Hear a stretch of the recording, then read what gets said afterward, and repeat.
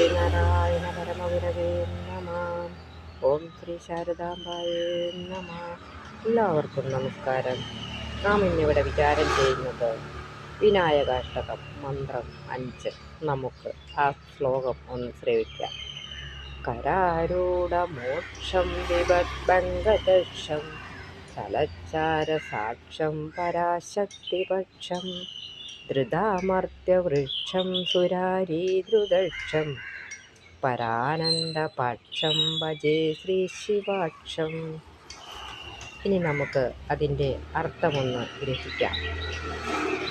കയ്യിൽ മോക്ഷത്തെ ഏന്തുന്നവനും ആപത്തുകളെയെല്ലാം നശിപ്പിക്കുവാൻ സമർത്ഥനും ഇളകിക്കൊണ്ടിരിക്കുന്ന താമര ഇതൾ പോലെ മനോഹരമായ കണ്ണുകളോടു കൂടിയവനും പരാശക്തിയോടൊപ്പം ഉള്ളവനും തന്നെ ആശ്രയിക്കുന്നവർക്ക് കൽപ്പവൃക്ഷത്തെപ്പോലെ ആവശ്യപ്പെടുന്നതെല്ലാം നൽകുന്നവനും അസുരന്മാരാകുന്ന വൃക്ഷങ്ങളെ ഛേദിച്ചു കളയുന്നവനും പരമമായ ആനന്ദത്തോടെ എപ്പോഴും വർത്തിക്കുന്നവനും ഐശ്വര്യവും മംഗളവും ഒരുമിച്ച് നൽകുവാൻ തക്കതായ കണ്ണുകളോടു കൂടിയവനുമായ വിനായകനെ ഞാൻ ഭക്തിപൂർവം ഭജിക്കുന്നു.